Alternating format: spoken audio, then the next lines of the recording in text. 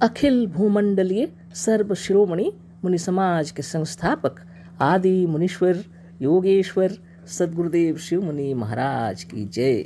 उपस्थित मुनि वृंद, साधु सज्जन वृंद, संत वृंद, साधक वृंद, आध्यात्म ज्ञान के जिज्ञासुओं और प्रेमियों, सभी श्रोता वृंद, आप सबको मेरा कोटिशः नमन, सप्रेम जय जीव। तो आध्यात्मिक चर्चा चल रही है और हम लोग सद्गुरुदेव शिव मुनि महाराज रचित ग्रंथ सत्य सुंदर और स्वतंत्र विचार पर चर्चा कर रहे हैं। अध्याय 15 पर चर्चा हो रही है और शीर्षक दिए हैं सद्गुरुदेव आत्मा का महत्व और उससे हमारा संबंध। इसी पर चर्चा हो रही है। आत्मा की महिमा अपरंपार है और आत्मा के साथ जिसके जिसके संबंध हैं हमारा उसी से प्रेम भाव बना रहता है ना।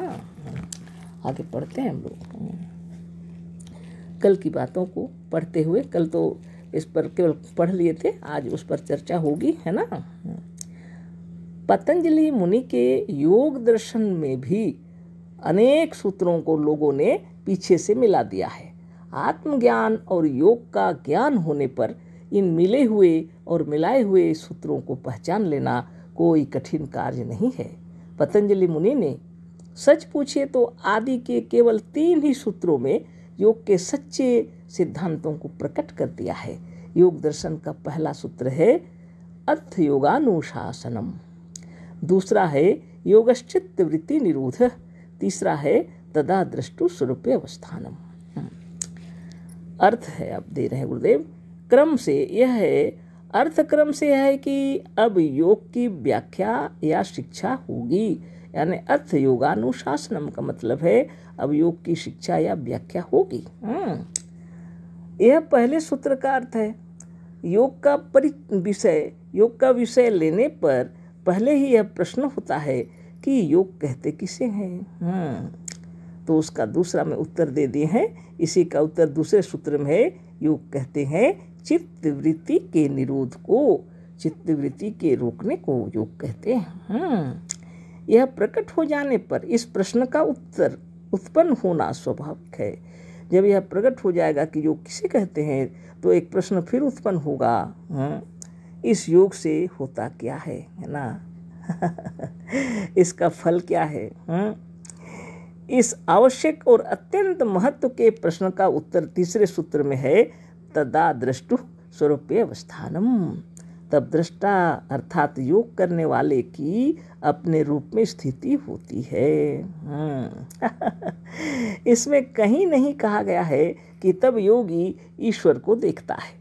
इस योग शास्त्र में या दूसरे योग शास्त्रों में यदि किसी देवता या ईश्वर का ध्यान बतलाया जाता है तो वह प्रक्षिप्त है और बाद को किसी ने मिला दिया है। योग स्वास्थ्य युक्त और स्वस्थ होने के लिए है। स्वजोड़स्थ यान इन्हीं 2 शब्दों से स्वस्थ पद बना हुआ है। स्वस्थ का अर्थ भी अपने में स्थित होना है। जो अपने में नहीं है वह कभी निरोग, ज्ञानवान और आनंदमय नहीं हो सकता, है ना। धन्य धन्य सद्गुरुदेव शिव मुनि महाराज की जय। लोग क्या सोचते थे, योग करने से लोग ईश्वर को देखते हैं। ये भ्रांतियां थी लोगों के अंदर में कि जो कोई योग करते हैं सबको ईश्वर से प्रत्यक्ष दर्शन होता है और ईश्वर से बातें करते हैं। तरह तरह की भ्रांतियां फैली हुई थीं। लेकिन सद्गुरुदेव कह रहे हैं अर्थ योगानुशासनम, यानी अब योग की व्याख्या हो रही है। और दूसरे किताबों में और विस्तार से सद्गुरुदेव लिखे हैं अनुशासन, यानी पीछे से, अनुमन पीछे होता है। योग का वह तत्व मैं बतलाने जा रहा हूँ जो मैंने सुना हुआ है ना।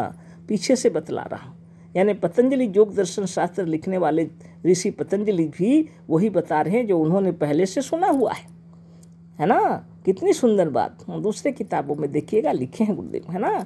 योगश्चित्त वृत्ति निरोध, और इससे क्या होगा, योग क्या अनुशासन में बता रहे हैं क्या है योग, है ना।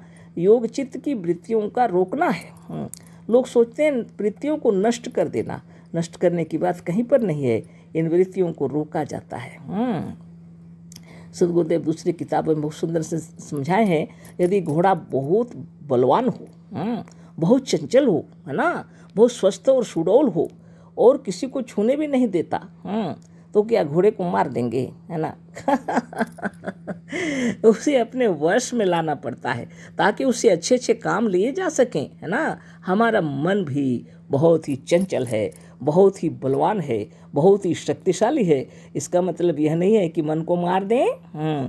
वृत्तियाँ मन के अंदर ही उत्पन्न होती हैं और मन को क्यों मारे, इसको रोकना पड़ता है, सद्गुरुदेव बतलाए हैं, है ना। और वही लिखा हुआ है, लोग उसका गलत अर्थ बता रहे हैं। योगश्चित्त वृत्ति निरोध, योग चित्त की वृत्तियों को रोकना है, वो उपाय है जिससे चित्त की वृत्तियाँ रुक जाती हैं, उसको योग कहते हैं। चित्त की वृत्तियाँ जब रुक जाती हैं तो योग होता है।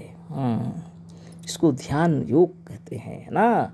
यदि चित्त की वृत्तियाँ रुक जाती हैं, यदि योग होता है, तब क्या होता है, उसका फल तदा दृष्टु स्वरूप अवस्थानम, तब दृष्टा साधक योगी अपने रूप में स्थित हो जाता है, अपने स्वरूप में स्थित हो जाता है। बहुत सुंदर तरीके से सद्गुरुदेव बतलाए हैं और लोग तो दूसरी बातें बताते हैं। स्व मने अपना आप, रूप मने आपका रूप, अपने स्वयं में, अपने रूप में आप स्थित हो जाते हैं। किस रूप में, जो रूप आप भूले हुए थे, है ना। आपने किसी दूसरे को ईश्वर समझ लिया। कितनी कल्पना कर डाले, पहाड़ पर्वत में ढूंढने लगे, जगह जगह जाकर भगवान को खोज रहे थे। लेकिन जब आपने योग साधन किया और जब आपकी स्थिति ऐसी स्थिति में आ गई कि वृत्तियाँ रुक गईं, तो आप अपने स्वरूप में स्थित हो गए। साधन भी जब अच्छा बताया जाएगा तब तो आप स्वरूप में स्थित होंगे। लोग राम राम जप रहे हैं, कृष्ण कृष्ण जप रहे हैं, तो उसमें योग नहीं होगा, उसमें स्वरूपस्थ नहीं होगा। लोग स्वाध्याय बताते हैं और ईश्वर का, कृष्ण का ध्यान करते हैं, उसमें योग नहीं होगा, आप स्वरूपस्थ नहीं होंगे, है ना।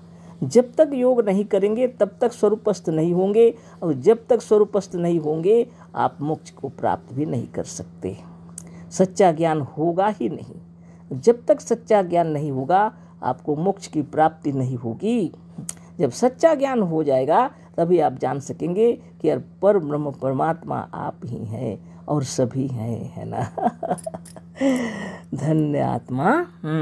तो चित्त की वृत्तियों को रोकने के लिए योग साधन सद्गुरुदेव सिखलाए हैं और उसका अष्टांग योग है।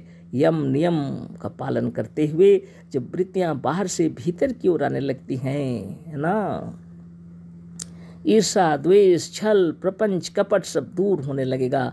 नित्य प्रणव, नित्य प्राणायाम, नित्य चक्रभेदन, नित्य ध्यान करने से मन शुद्ध होने लगता है, निर्मल होने लगता है और ईर्षा, द्वेष, छल, प्रपंच, कपट ऐसे कुविचार मन में उत्पन्न ही नहीं होते। क्रोध कभी उत्पन्न नहीं हो, लोभ ये सब नहीं उत्पन्न होती, है ना। सबको तरीके से चलायमान करने की शक्ति उत्पन्न हो जाती है। काम, क्रोध, लोभ, मोह, आलस्य और प्रमाद आवश्यक है जीवन को चलाने के लिए, लेकिन हम लोग उसका दुरुपयोग करते हैं और कष्ट पाते हैं। आप सोचेंगे क्या कह दिए, है ना। सद्गुरुदेव का ज्ञान को जब आप धारण करेंगे तो अच्छा से समझ जाएंगे कि यह कितना जरूरी है शरीर के लिए, है ना। जब शादी विवाह हो जाएगा, काम शक्ति उत्पन्न ही नहीं होगी, बाल बच्चे को जन्म कैसे दे सकेंगे। क्रोध भी आवश्यक पड़ जाता है, विशेष जरूरत पड़ने पर ही क्रोध करना चाहिए। अकारण क्रोध कभी नहीं करना चाहिए। जिस क्रोध से जगत का कल्याण हो या किसी का जीवन सुधर जाए वो बात अलग है। अकारण क्यों क्रोध करेंगे। लोभ भी जरूरी होता है, स्वस्थ रहने के लिए साधन करना पड़ेगा ना। आप जब सोचेंगे वाह वो कितना स्वास्थ्य सुंदर लग रहे हैं योग करके, तो हम भी क्यों न करें। वो इतना सुंदर बाग बगीचा लगाए हैं, हम भी क्यों न लगाएं। वो इतना अच्छा बिजनेसमैन है, अच्छे हैं अपने तरीके से, आप भी अपना बना सकते हैं। उस विषय का अगर आप सोचते हैं तो लोभ भी अच्छा है। यह नहीं कि किसी के सामान चुरा कर ले जाए, चोरी करें, ये सब नहीं होना चाहिए। तो लोभ भी जरूरी पड़ता है। भोजन पान देख करके आपके मन में खाने की इच्छा ही उत्पन्न न हो, वह भी खराब हो जाएगा ना। शरीर के लिए सब जरूरी है। काम, क्रोध, लोभ, मोह भी होना चाहिए। बाल बच्चों को प्यार करते हैं हम लोग मोह ले करके, पर इतना मोह न करें कि स्कूल ही न भेजें, या इतना मोह न करें कि उसको कोई कार्य ही न कराएं, तो उसका जीवन बर्बाद हो जाएगा, है ना। इन सबको जो अपने वश में कर लेते हैं और समय अनुसार इनका संचालन करते हैं वो है योगी, है ना। अपने समय के साथ जरूरत पड़ने पर इसका काम में लाना, वो योग महान तत्व है ना। इसलिए सद्गुरुदेव कहते हैं यह जो 3 दिए हुए हैं सूत्र, अर्थ योगानुशासनम, योगश्चित्त वृत्ति निरोध, तदा द्रष्टु स्वरूपावस्थानम, सिर्फ इतना ही रहेगा फिर भी पतंजलि योग दर्शन शास्त्र के लिखने वाले की महिमा पूरी हो जाएगी, है ना। यानी आप अपने स्वरूप में स्थित हो जाते हैं। आपका स्वरूप क्या है? आप परमात्मा है वास्तव में, है ना। वास्तव में आप परमात्मा है, लेकिन आप अपने को गुलाम सोचते हैं, दीनहीन समझते हैं, लाचार समझते हैं। आप सकल सृष्टि को बनाने वाले स्वयं साक्षात सृष्टि करता है, पर आपने कभी नहीं जाना आप भाग्य विधाता हैं, अपने भाग्य के विधाता आपने कभी नहीं जाना। ब्रह्मा विष्णु महेश्वर को बाहर ढूंढ रहे हैं, भगवान राम भगवान कृष्ण को बाहर ढूंढ रहे हैं। आपको यह कभी पता नहीं चला कि आपकी आत्मा की अपार शक्ति है, आपकी आत्मा के अनंत नाम है ना। माता पिता भाई बहन गुरुजन अड़ोसी पड़ोसी मित्र बंधु बांधव सखा, इन सब को भी आप समझ लेंगे जब योग करेंगे। योग नहीं करेंगे तो कुछ भी नहीं समझेंगे, है ना। दुनिया में आए हैं तो थोड़ा समझदारी से योग साधन कीजिए, सारी बातें आपको समझ में आ जाएंगी। तो कल फिर इस पर चर्चा होगी। अशेष धन्यवाद, कोटिशः नमन, सप्रेम जय जीव। सद्गुरुदेव शिव मुनि महाराज की जय।